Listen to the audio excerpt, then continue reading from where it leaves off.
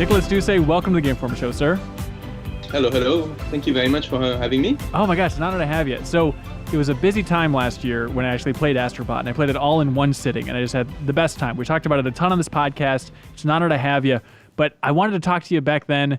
It didn't quite work out, and now you're giving a GDC presentation, so it's like, the perfect time to catch up and finally get you on the show, sir. Thank you. Thank you very much. Is it an honor to give a presentation at GDC, or what's that communication like? Yeah, totally. I mean, I've been going to GDC for a few years, and I did a talk once, but it was a kind of a different kind of sponsored talk about the research we're doing for PSVR at the time. But it's the first time we get to go really to talk about one of the games that our team has made. So it's huge as well, and it's been there's been some nice reactions to the game. So it's also a little bit kind of daunting because I want to make sure that we tell people things they really want to hear. You can't mess up. I mean, no one's going to boo you in that crowd. It's all just game developers that really look up to the game you made. But I assume a lot of people playing Astrobot had the same reaction of just the unbelievable level of quality throughout that entire experience. It's like, where did this come from? Who made this? Look up the credits. Like, I've never heard that name before. Trying to dig into your history. Where do you come from, sir? What's your backstory in the industry? Okay, so I'll talk a little bit about me, but most importantly about the team, because I think that's obviously sure. So I'm French. I was born in the 70s in France, and I moved to London when I was 18 years old. And a little bit by accident, I ended up working in video games. I mean, I love video games from a very young age, but I ended up working as a QA and making my way through various companies like Eidos, EA, and things like that. But then I ended up working at Lego for a bit. And at the time, Lego were making family games. It was the beginning of Lego as we know it today, right? So is this like before? Is this like Lego Island era, or like what era? Yeah, that kind of time. Lego Races, Lego Island. So it was still kind of like family, a lot of PC games and stuff like that. But the Lego as a company was really important because for me, it kind of put down the foundations of actually family gaming is really enjoyable to make. And it's enjoyable to watch people, play together.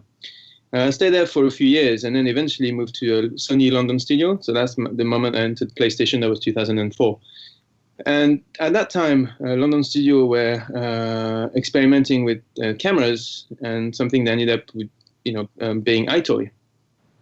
And actually, from Lego to iToy, there was it was the same kind of field. I was expecting it to be like very different. I was entering a real game company in a way. But in fact, the philosophy of the company and the way we were making games and the audiences we were dealing with were very, very similar. It was all about making accessible, content and things like that. So I worked some years in London studio, and especially doing some augmented reality with a game called iPad. So those games, iToy, iPad, they were particularly popular, I think, in European regions. Yeah, pretty ahead of their time too. Yeah. And later on, then in 2011, I transferred over to Japan. So I've asked for that transfer.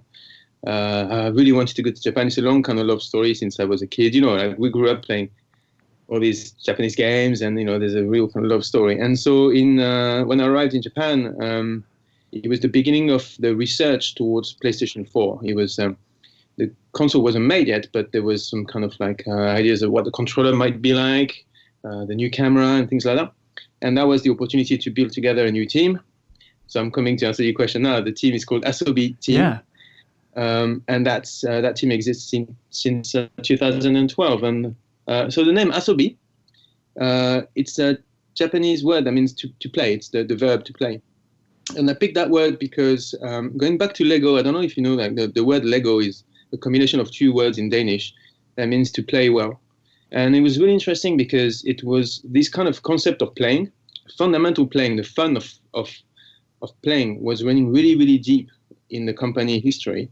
And I wanted to have a name for the team that would be iconic and that we'd never forget that we're here in the first place for the gameplay, for playing. Yeah. Right. So the entire team was formed to create VR specifically, or just some stuff on the PlayStation 4? So the team was at first working as a sort of R&D. So there's a lot of R&D happening inside, like video games and inside Sony particularly. And there's also a game team using this technology. And what we wanted to try and create would be a sort of in-between step where we would be a team that takes a lot of technology and plant seeds for, gameplay prototypes. Yeah. Then share to other teams and inspire them. And so that's what we did in around 2012, 13. And all of these prototypes ended up being actually something that is inside the PS4, which is called the Playroom. So our very first project was, in fact, the Playroom for PS4. And after that, we moved on to PSVR, which at the time was called Project Morpheus. And once again, we researched a lot of prototypes, and we came up with well, at first, like everyone, we knew nothing about VR, so we just tried lots of things. And eventually, one of the tests that we did was to control a virtual, little character like in a platformer. Because it wasn't obvious at first, when we got into VR, we were thinking the same as everybody. VR is all about first person. Right. Right?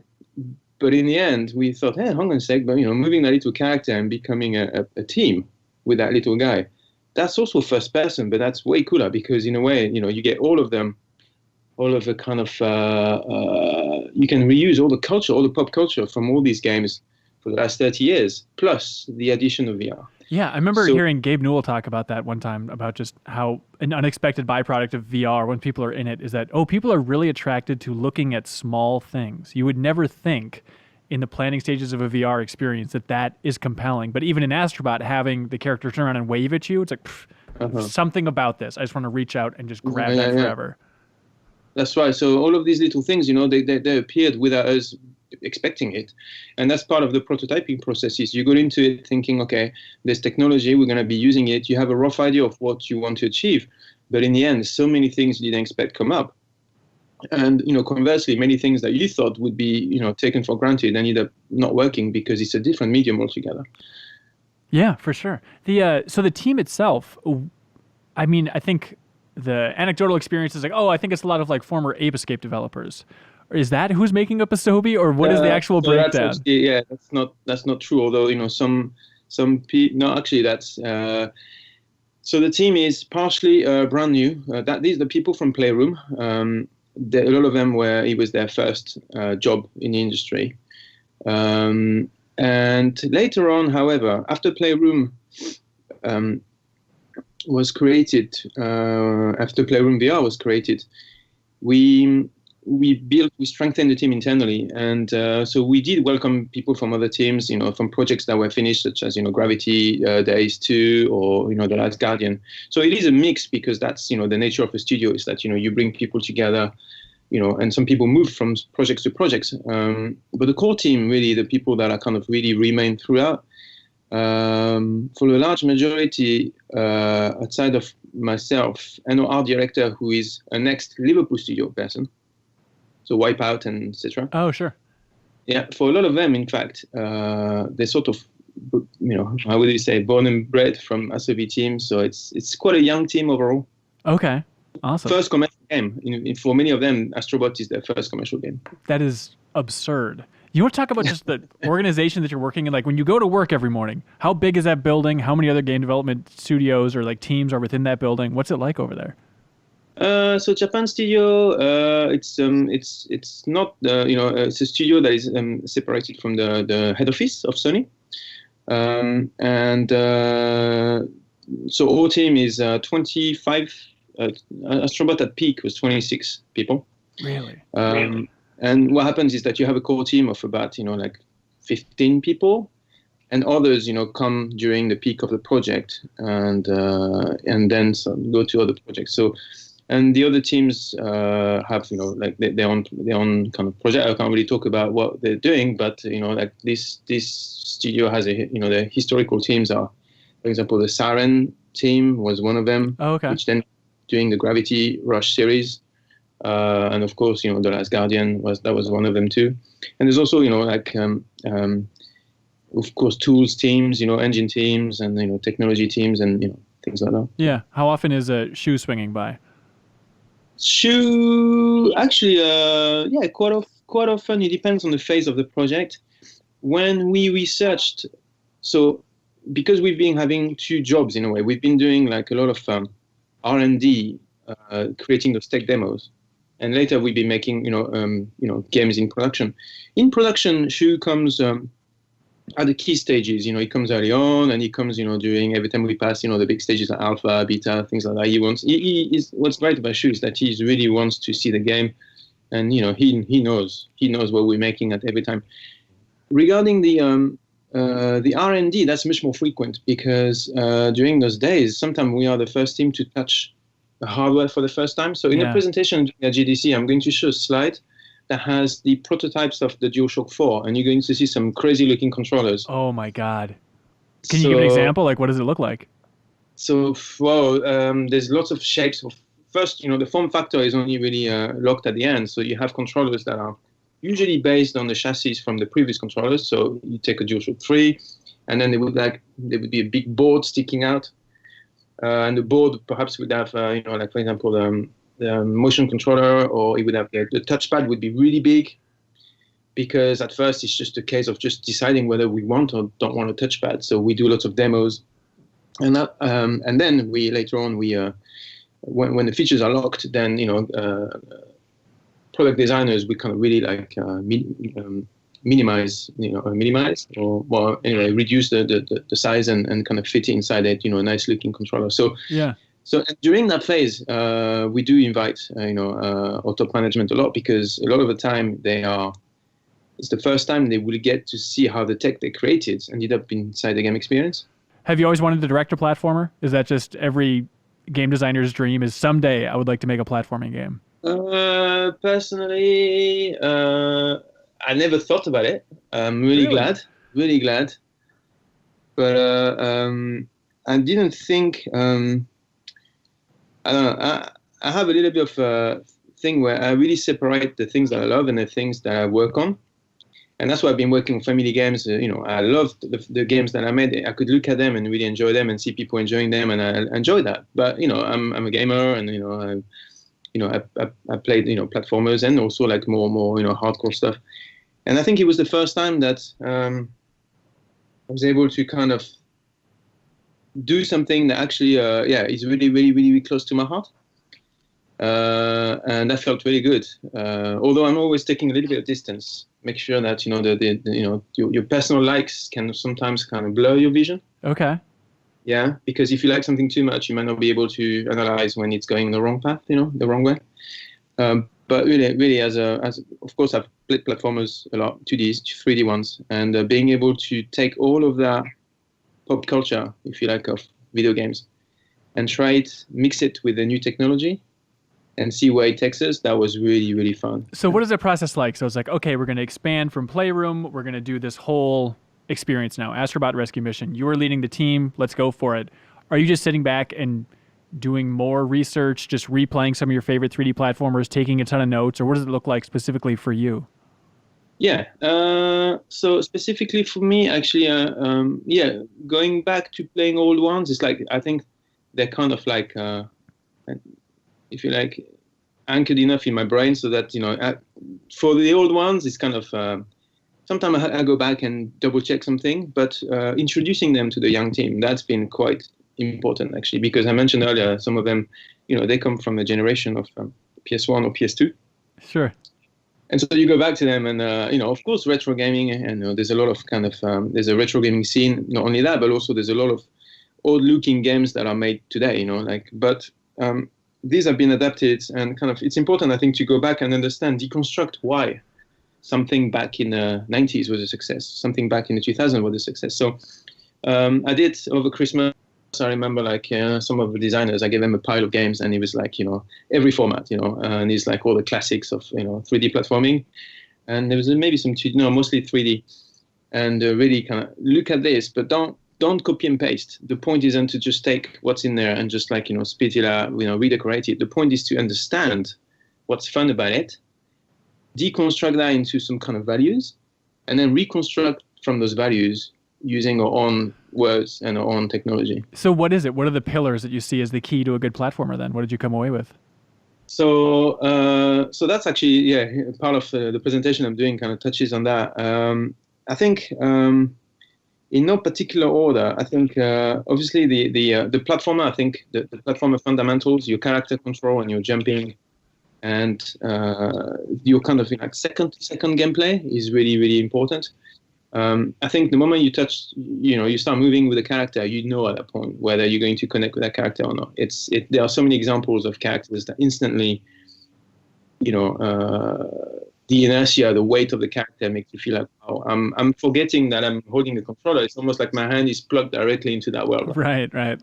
And some of them that are more like, when you get it, it's like, it's kind of floaty, or it's kind of like this, like that. So I think getting that right, and that was back in the Robot Rescue, the previous demo, we worked really hard on that. But, then VR adds several kinds of problem to that because, being the camera in VR, it means that your controls you're constantly like looking in a different way towards, away from your character. And so it means that those great controls you've made for a screen need to work in relation to where you're looking. Let me explain. For example, like, you're running left with your character, but suddenly I'm starting looking like behind myself. Now, where is left to me now? Is it still left? Right. Or is it relative to me, or is it, absolute, kind of like control? So things like that, that's when it gets really interesting because the controls are great for the TV screen if you were to play on the TV. The moment we put them in VR, you can't go in a straight line. Every time you look somewhere, your character is zigzagging around, for example. Yeah. Oh, so it means we need to do some corrective kind of work and try to understand, and that's when the whole kind of prototyping process is really, really interesting. And you when you get on the other side of that, you really feel like, okay, we've solved a problem that no one had to solve before. And so the team feel really good. And, it's like, so sorry, I'm kind of like swerving a little bit away, but I think the base controls and your jumping is really, really key. And talking back about jumping in VR, because you get this stereoscopic vision and you get a sense of depth that is really, really strong, you're able to really pinpoint go from A to B in a way that perhaps on TV would be difficult. And actually, as a good example, I think if you were to put Astrobot in a TV screen, a lot of jumps you wouldn't be able to make because you would be lacking this kind of depth relationship. Really? That's interesting. You could play, I guess, just looking at the TV, but you think even just a flat version of Astrobot wouldn't work at all? It would work in some places. Sure. But there would be lots of moments where you kind of, fall off, your jump is too short or you don't quite gauge the depth. So that's why we also implemented these lasers under Astro, because they really help you to gauge exactly where you're going to land. Totally. And especially when you're playing from underneath and you see very little of your character. In fact, you just see the boots from underneath and you see all these platforms, and you just catch a glimpse of Astro kind of jumping from platform to platform. Having these points of reference in 3D space are really, really important. So this is also stuff that, we've had to add in order to compensate. The VR is adding lots of stuff, but it's also like making it more complicated for the user to some extent. It's got to be a mess. Yeah. So we bring these elements of simplification again to bring that pleasure back to what people expect. Yeah, something that's amazing is throughout the game, and the VR I understand is a huge talking point with this game. It's massive within the game itself, but it's also just basic platforming level design. This game is so incredible. And just on the level of variety throughout the entire game, it's like so deep into the game where something was like that spooky mission. It's like, oh, what is this? A new tool completely out of the blue. Just that level of variety is so incredible. How do you make sure that there's enough variety throughout the entire game? Okay, so for that one, we have a sort of checklist. So actually, I was gonna go back to a little bit of we can talk about that later. That's fine. But sure. Regarding the variety, so before we assemble levels, we prototype lots and lots of mechanics in isolation because it's almost like you're about to cook and you need to get all your ingredients ready. It's like this cooking channel; they have everything kind of really ready. It's all nice. And that means you can really get things into an organized fashion, and you are sure also that you have the right amount, the right quantity, and that your ingredients, it tastes good in its own right? So we go through almost half of the project is spent prototyping, so preparing these ingredients, and half the project is spent assembling these things together. So as we gather these ingredients, we really go far out, and we have this kind of like key area that we're looking into. For example, one of them is called the VRNess. That's we gave it that name, VRNess. VRNess is all about the platforming elements that couldn't be done without VR. So, for example, leaning behind a wall, right. You see a path. Having a big vertical drop, or having a big kind of bump up, pushing you up, the verticality. There's also the physical play because you exist in that world, right? And so using your head to kind of push parts of the environment or blowing a dandelion, all of these things where tried individually. And when we try them individually, it's one programmer for a few days, for a week or so. So it's a very, very fast prototyping process where we really create a lot of stuff that doesn't look good, but that plays well. And then once we assemble a level, we know that at least the gameplay from the beginning is safe because every part has been tested individually and it's fun. So then it needs to be stitched together. And then the art layer is on top, and that's like something that is more for classic production process thing. Yeah. But the key is really to get that base right. And to get that base right, I think we need to do it in, well, at the moment, that's how we're doing it. Like, everything in isolation, and then we assemble these building blocks, together. There's a bit, sorry, I just came back to me. I wanted to also go back to the previous question you mentioned about the platforming. Also, because VR offers so much extra that you can do, like, moving around, like leaning past the wall and all the verticality and all these VRness I've been mentioning, it means that the base controls don't have to be complex at all. You can really make do with a jump and a punch. That's it. It's a very knack level approach. Yeah.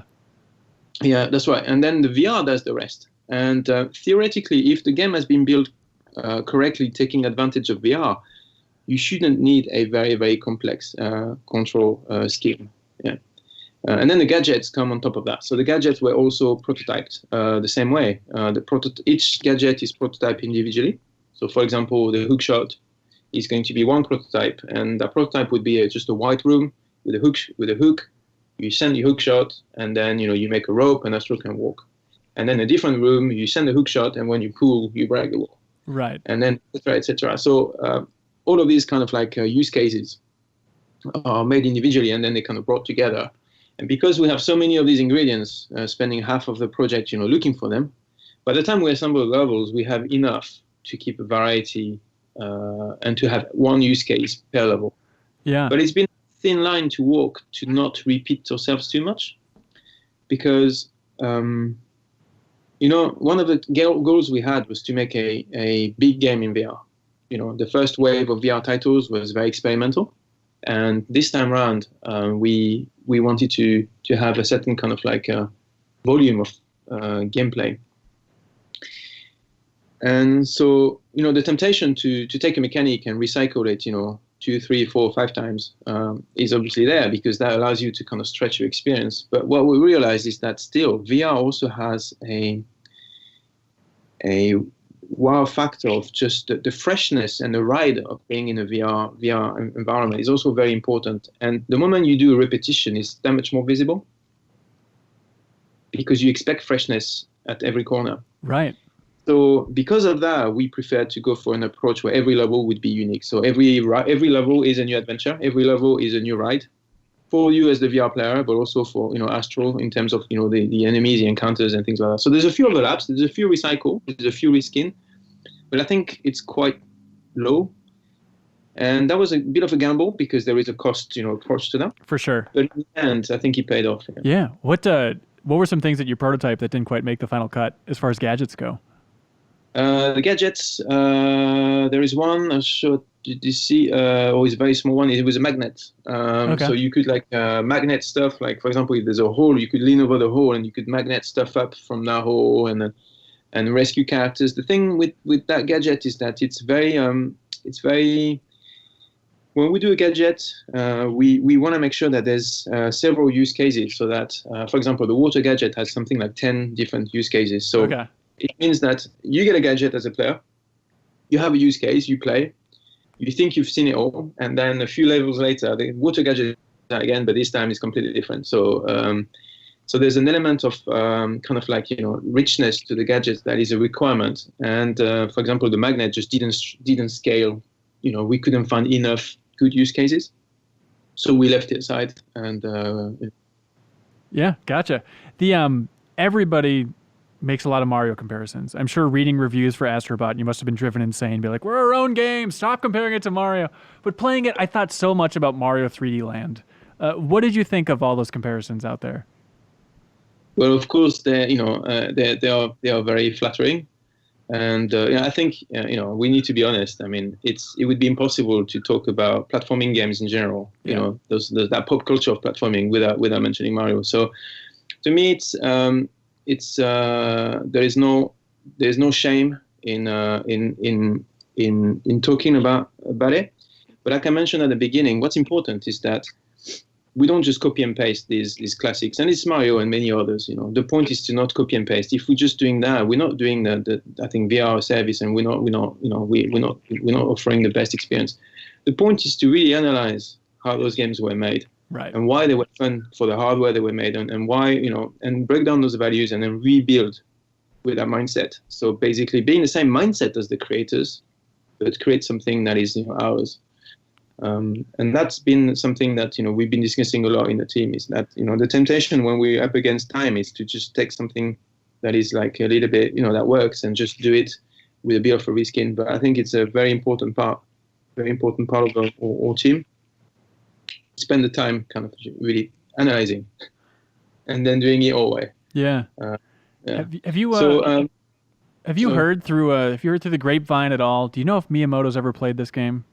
I just feel like if he just would ever be so bold as to put on a PSVR, he would love it. There's no way he would not love this game. I would hope so. I have no idea. Really. Just send him a copy. Do you know where he lives? Somebody that must know where he lives. Just send him a PSVR and a copy of Astrobot and just see what happens. Please, I beg of you. It's just bizarre. So another thing that's just incredible with this game is just the level of polish. It feels like it has, PlayStation had such a crazy good year last year, and playing it, it's like, God, this is just continuing that trend of Sony giving the budget and the time to finish this thing off right. Did you feel like you had a long phase at the end where you could really fine-tune things?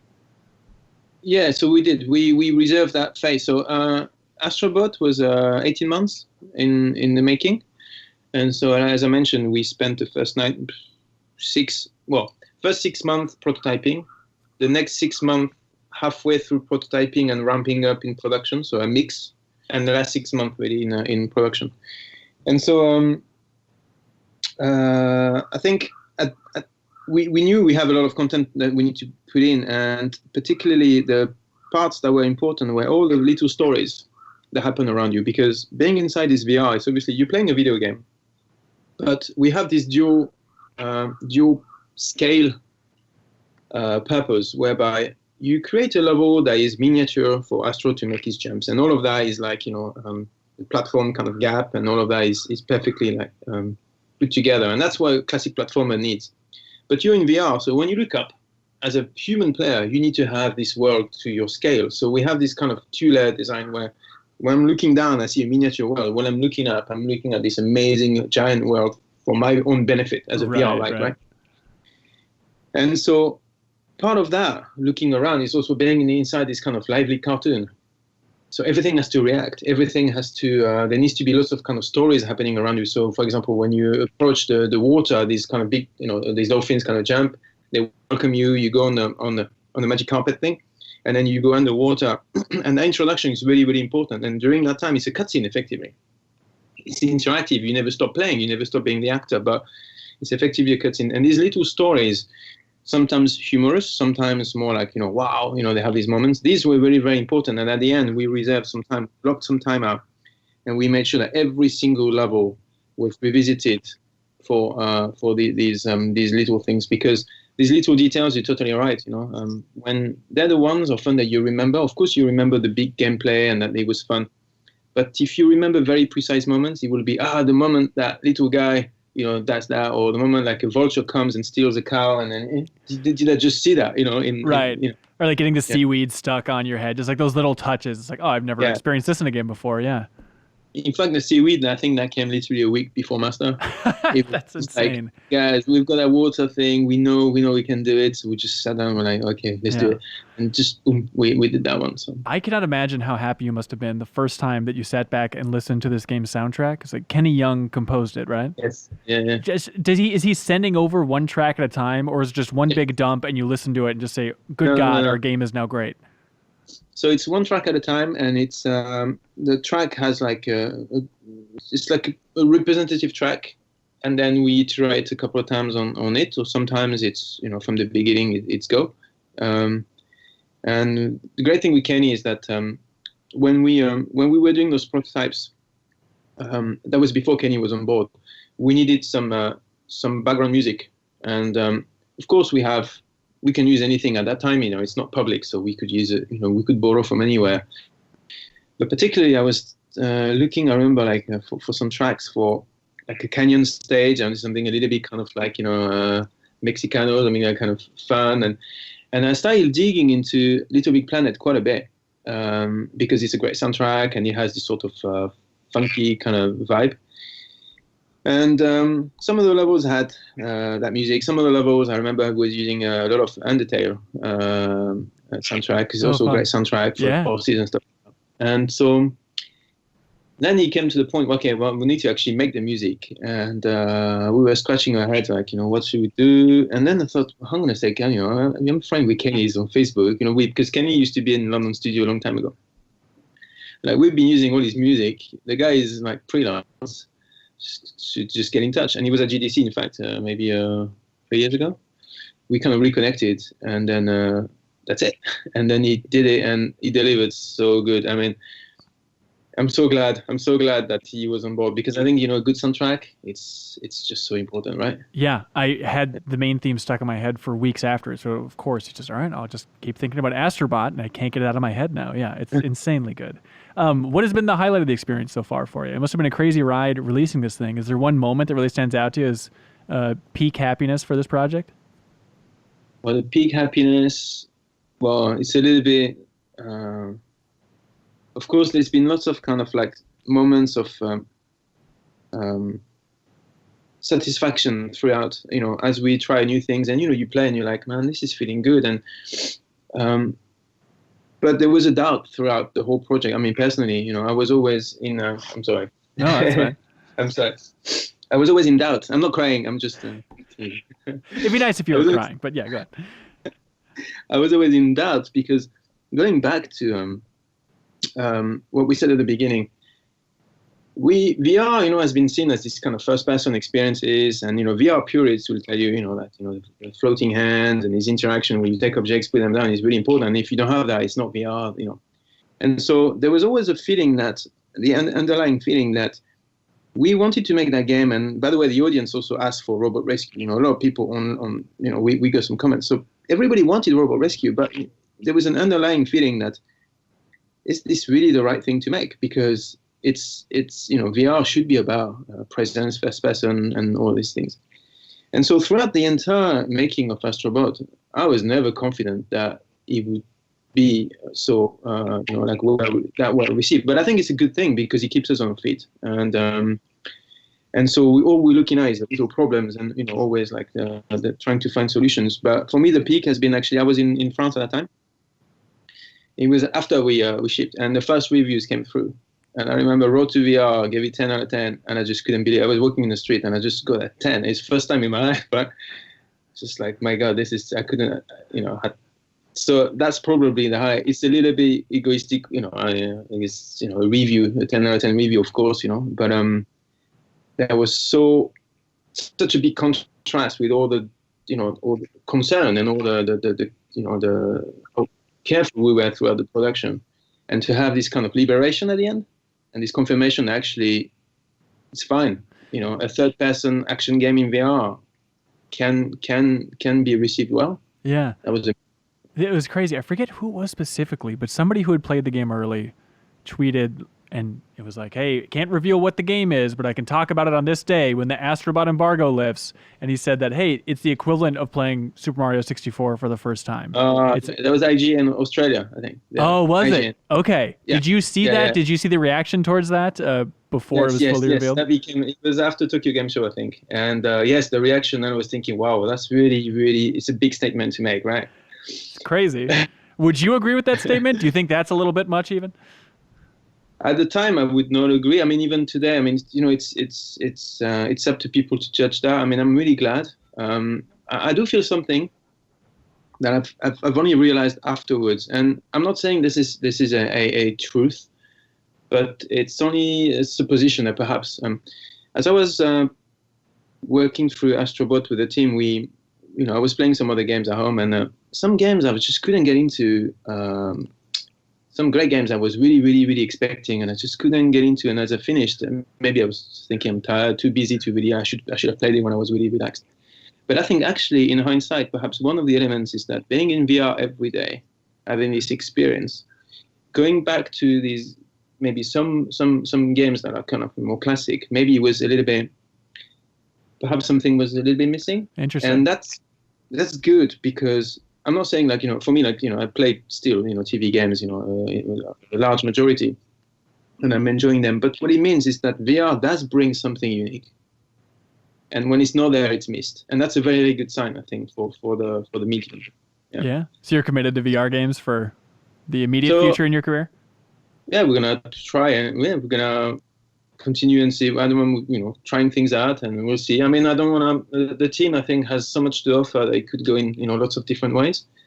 But I feel more confident about VR now, for sure. And in fact, so going back to the GDC talk, I think one of the things I'm finishing the conversation on is to say, like, particularly around the third-person action games, if you look at games like Moss, if you look at games like Rez, or even Tetris Effect, it's a Tetris game, but and Astro, all of these games enjoyed really, really a lot of love, in fact, from the audience. And it's interesting because none of those actually, they're all like third-person games or kind of classic, genres readapted to VR. Right.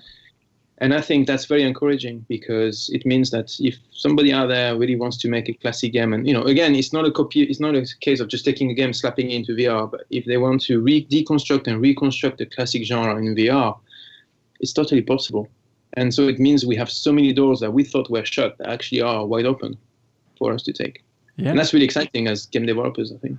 It's interesting, just to go back in time a little bit, with Super Mario Galaxy. I assume you're a fan.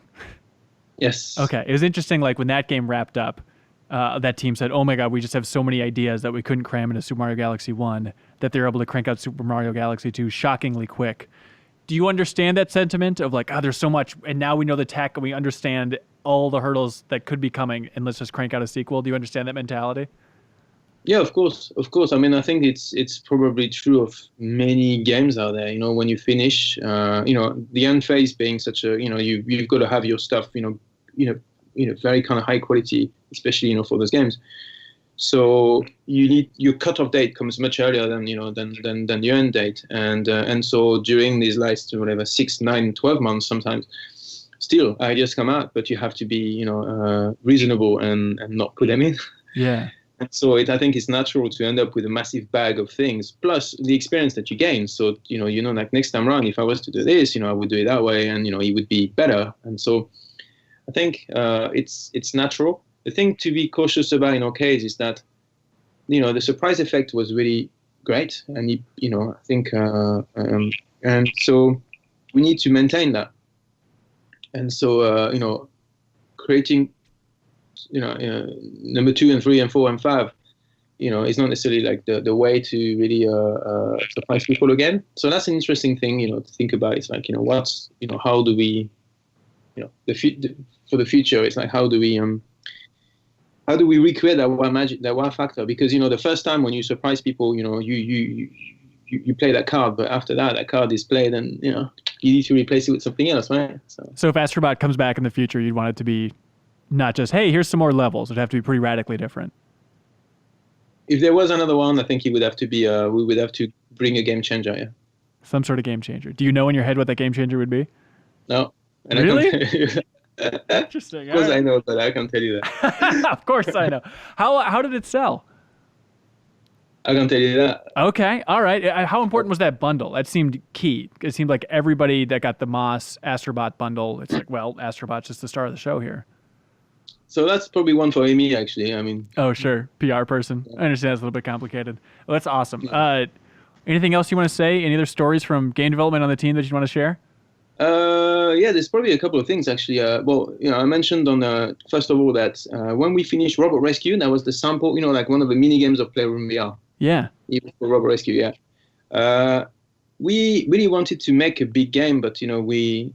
I say we. It's more of a personal thing, I had doubts. I was thinking, what's the next game we should be making?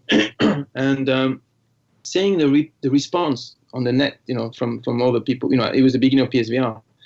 And I remember some articles saying like, "Wow, I wish that game was, a bigger game, and I would definitely get it." And that was a great motivation. It's not just a story. I mean, it's true. I remember it was in like December 2016, kind of before we start the New Year's, thinking and should we do this? And then seeing all these comments was, I think, a real boost of confidence. So that we could go into the next year and go, right. Guys, people want it. We want to make it, right? But people also want it. So, let's go for it. So that's a really big one. That's going to be huge. And the other one is one thing that I'm going to touch on at the end of the GGC presentations. I think it's all the kind of fails. And one of the big ones was, not a fail, but it's something it's an interesting story, that one. The game was multiplayer for a long time because Playroom VR was a social interaction experience where you had a VR player and people on the sofa, having asymmetric gameplay. Yeah, you remember. And so we took that and started building Astrobot from that philosophy. And so we put 3 players on a TV screen and 1 player in VR. And so you could play 4 players. So the bosses were playable 4 players, and there was lots of stages. So you run around and you see all these little guys running around you, and it's like. And on the TV, you also see the VR player. So you see all the 4 groups, plus this giant guy floating behind them. Right. And every morning we would play the game, and there would be nothing but laughter. People were groups of 4 or 5 people, and it was, laughing a lot. And it was all a bit broken, and, it's a prototype and stuff. But still, it was the fundamentals were fun. You could stack on top of each other. You could punch each other. So it's kind of like cooperative games, but also with a little bit of a competitive element. Yeah. But then we got to near halfway of development. So the levels were coming together, built for 4 players. And then there was this thing where the VRness I mentioned at the beginning, it was quite clear that because of the TV camera, because of this multiplayer, the camera had to follow the action on the TV, the amplitude of experience in VR had to be reduced because it was kind of restricted by the camera. For example, let's imagine that you have a bumper like 30 meters down, and then you bump up, and you bump all the way back up into the clouds. In VR, you can do that. But on a TV camera, you can't, follow 4 people doing that and then back up. Your camera is all over the place. So in order to fit that, what happens is that, the level designers start becoming shy with the use of VR. So instead of having this massive drop and this massive jump, it's more or less a little bit up and down, right? And so we got to this interesting crossroad where it's like, guys, we are making a decent multiplayer game. Maybe it will be whatever. If we finish it well, we can maybe reach 8 out of 10 because it's a difficult space to be in. Managing all these multiplayer and things like that. As a solo experience, it's actually quite poor because the moment you play alone, the VR doesn't feel good. And the levels are way too wide because they've been built for 4 players. Yeah. So you end up having these big avenues that you run in, but it's it's difficult to populate with action. And then what we don't want to have to do is to create a game for 1 player, a game for 2 players, 3 and 4, having like a scalability. I mean, it's like a nightmare to manage. So it became a case of, guys, either we're making that or we're making a VR game. And of course, we're making a VR game. And of course, the solo needs to take a priority because a lot of people are playing PSVR on their own. And I think that's so we have a social heritage of multiplayer. That's how the team was put together. That was one of our key values. And we've had to sort of go against that heritage and go, this is a PSVR game. And so the solo needs to take priority. So I rounded up all the guys in the room, and it was at the end, it was just like, we either make that game or we rebalance. We bring multiplayer down to the minimum. And the idea was to just keep a few mini games. In the end, they all went. And then we focus on solo, and then we have that chance of hitting, that 9 out of 10. And but that was tough because, there are a lot of people investing time and things like that. And so the first 2 weeks after that, it was quite difficult. I could feel like there was a lot of doubts. They were like, thinking, changing direction halfway through is scary, right? Yeah, totally. Yeah. And then the first levels, the first true VR levels started coming through. So sure, you couldn't play with 5 people on the sofa anymore, or 4 people had to watch one guy playing.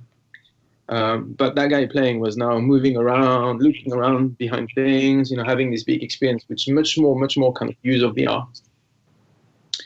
And that kind of validated, okay, well, that's the way we need to go. And then after that, the second half of the project meant that all the levels had to be kind of reworked or created from scratch, and it ended up being Astrobot. So that's one of the stories that is like a classic development kind of like reboot moment. Yeah. Yeah, and it was difficult.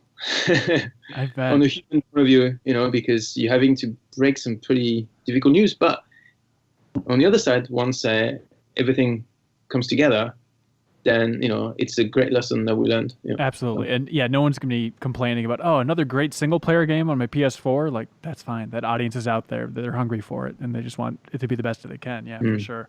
Any other feedback that surprised you when the game came out? Like, did people really react towards some things that you didn't see coming?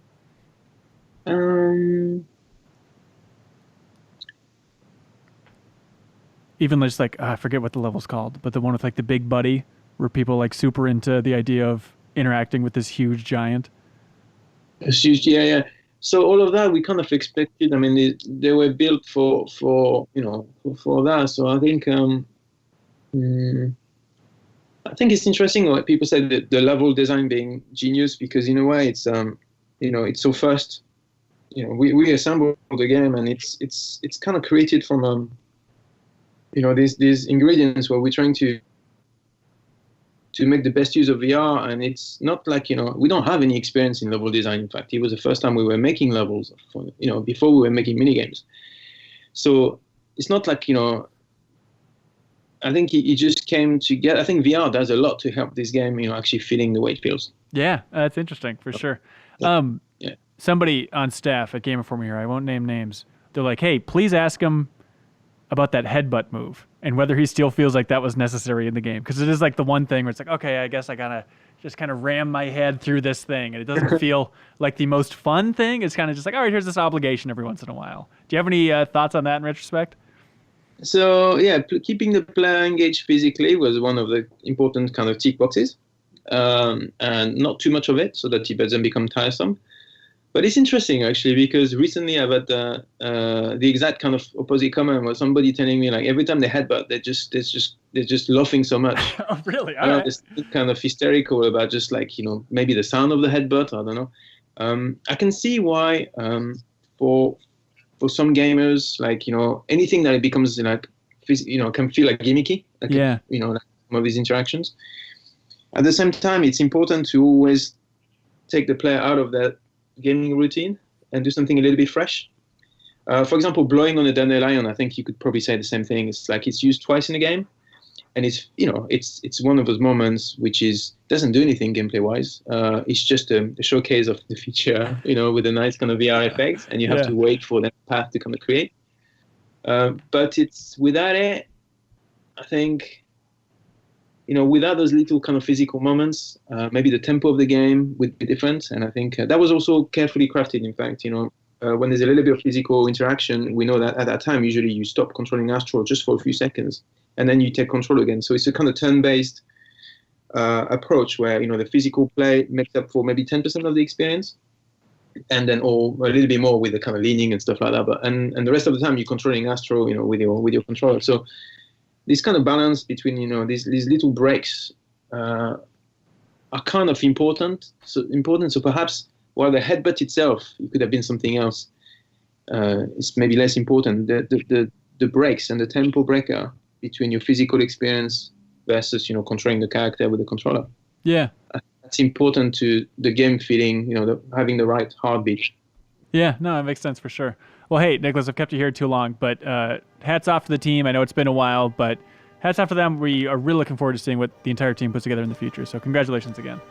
Well, thank you very much. I'll pass the message. That was just a clip from a larger show called The Game Informer Show. You can find it on iTunes, Google Play, or GameInformer.com.